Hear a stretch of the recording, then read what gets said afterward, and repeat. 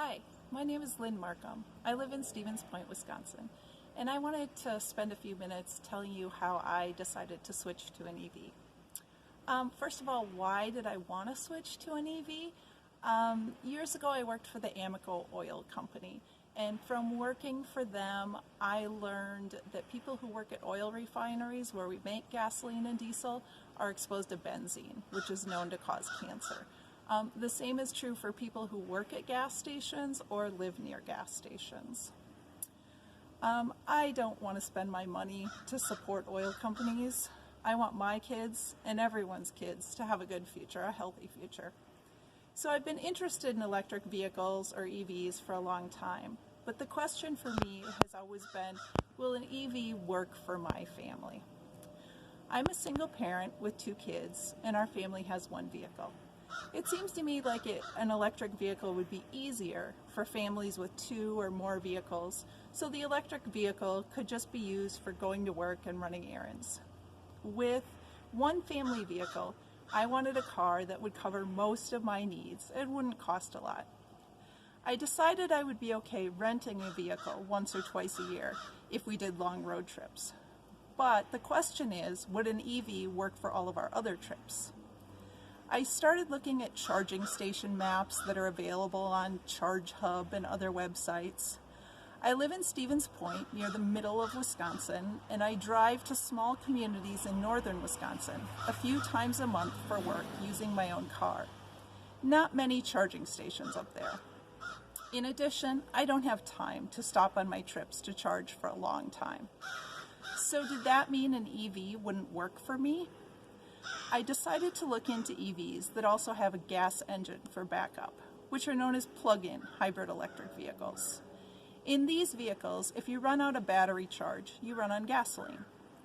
I knew 2 people with Chevy Volt cars, which plug in and have a 53-mile electric range and a gas engine, so I talked with them.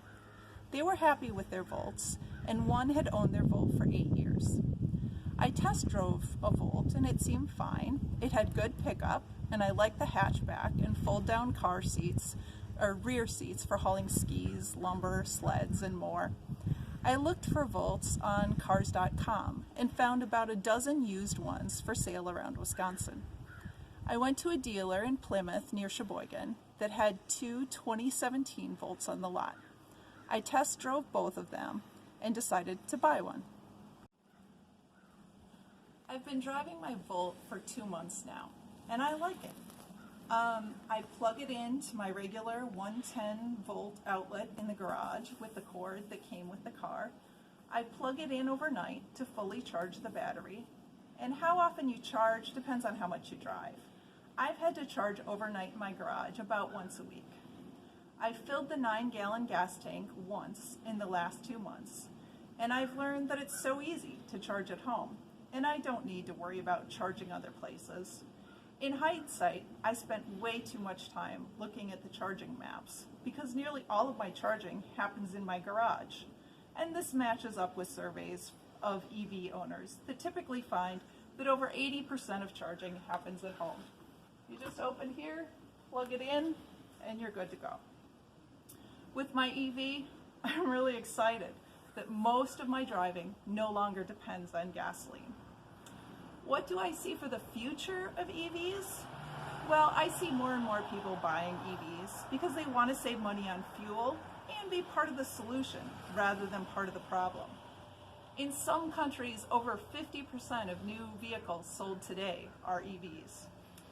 We need more EV charging stations in apartment buildings, condos, workplaces, and parking lots to make it easy for more people to drive EVs. Thanks.